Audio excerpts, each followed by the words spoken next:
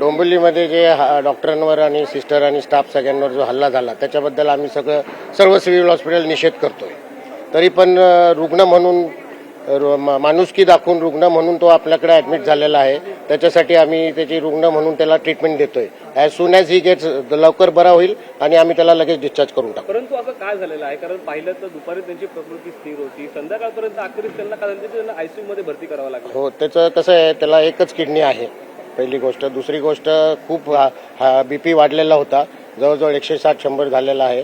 त्याच्यानंतर त्याला दम लागत होता आणि अशा कंडिशनमध्ये कधी कधी ब्रेन स्ट्रोक पण होऊ शकतो.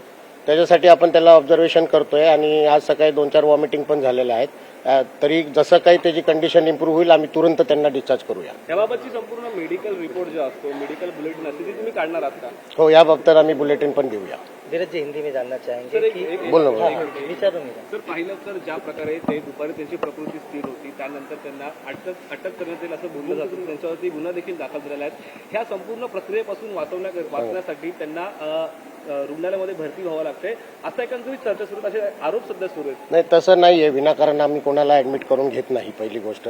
दुसरी गोष्ट कशी आहे की एक रुग्ण आहे आपल्याकडे ट्रीटमेंटला येतोय आणि त्याला खरं आजार आहे, तो आजार कन्सिडर करून पुढचं जीवनामध्ये त्याच्या बाधा होऊ नये आणि आम्ही ट्रीटमेंट करून त्याला पटकन डिस्चार्ज करूया. त्याबद्दल डॉक्टरांना त्यांनी मारहाण केली होती आणि डॉक्टर आता त्यांचे उपचार करतात. सर, डॉक्टरांना मारहाण केली त्याच्याबद्दल आम्ही सगळे निषेध करत आहोत. पण एक रुग्णसेवा माणुसकी म्हणून एक रुग्ण जेव्हा आमच्याकडे येतो त्याला आम्ही काही रुग्ण म्हणूनच ट्रीटमेंट देतो. फक्त कधीपर्यंत त्यांना डिस्चार्ज मिळेल काय सांगतो? फिजिशियन त्याला सुरुवातीपासून हायपरटेन्शनवर तो ट्रीटमेंट घेत होता आणि त्याला एकच किडनी आहे, त्यासाठी तो पण ट्रीटमेंट घेत होता आणि त्यांना प्रोस्टेटचा पण त्रास आहे.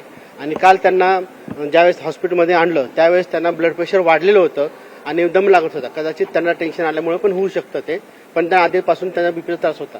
त्यामुळे त्यांना आम्ही खबरदारी म्हणून आणि पुढे काय होऊ नये म्हणून त्यांना आम्ही माणुसकी दृष्टिकोनाने रुग्णसेवा म्हणून तो आमच्याकडे एक रुग्ण म्हणून आलाय. जरी आमच्या बांधवावर त्यांनी हल्ला जरी केला तरी तो रुग्ण म्हणून आमच्याकडे आला, म्हणून आम्ही एक प्रोफेशनल कर्तव्य म्हणून आम्ही त्याला ऍडमिट करून घेतला आणि आम्ही त्याच्यावर उपचार करत आहोत. आणि ज्यावेळेस त्याची परिस्थिती स्थिर होऊन जाईल त्यावेळेस आम्ही त्याला लगेच डिस्चार्ज देऊ. चले हिंदी में आपसे हिंदी घेना बोल. सर, पहले आपसे घर से क्यों चले जी? मात्रे को जिस तरह से एडमिट किया गया है, क्या उनकी अभी हालात है और क्या उनकी शिकायत है तबीयत की? सर, अभी वो पेशेंट कल रात को शाम को एडमिट हुआ था. उसको ब्लड प्रेशर, दम लगने का बीमारी और एक ही किडनी होने के कारण बाकी पैरामीटर्स देख के हमारे डॉक्टर ट्रीटिंग फिजिशियन ने उसको एडमिट करने का डिसीजन लिया. अभी उसका सब रिपोर्ट्स वगैरह चालू है. जैसे ही वो ठीक हो जाएगा उसको तुरंत हम डिस्चार्ज कर देंगे. जानकारी ये मिली थी कि कल उनकी तबीयत स्थिर हो चुकी थी, बाद में अचानक से गड़बड़ी आई. आपने चेक किया होगा मेडिकल रिपोर्ट, क्या बातें सामने आ रही? सर, हमारे हॉस्पिटल के जो फिजिशियंस है वो लोग उनके निगरानी में पेशेंट का ट्रीटमेंट चालू है. जैसे ही उसका पैरामीटर सब नॉर्मल हो जाएगा हम लोग उसको डिस्चार्ज करेंगे. फिलहाल आप ये भी बता रहे थे कि एक किडनी हो, थोड़ा सा ब्रीफ हाँ, कर दीजिए. उसको एक्चुअली 3 या 4 साल पहले उसका एक किडनी का ऑपरेशन हुआ है. जैसे ही उसके पास अभी एक ही किडनी है, उसके कारण हम लोगों को ज्यादा प्रिकॉशन लेना पड़ता है. आखिर हाँ, फिर भले से उन्होंने ऐसा किया, भले से उन्होंने ऐसा किया, लेकिन हम एक रुग्ण सेवा करके उसको ट्रीटमेंट दे रहे हैं. हम हमारा प्रोफेशनल कर्तव्य हम निभा रहे हैं.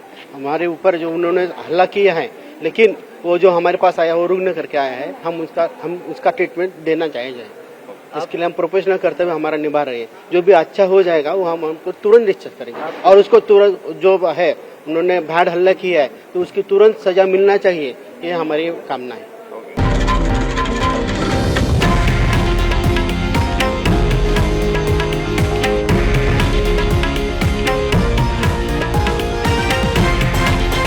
हे आहे देशातील नंबर 1 न्यूज नेटवर्क आणि आपण पाहत आहात TV9 मराठी, एकमेव.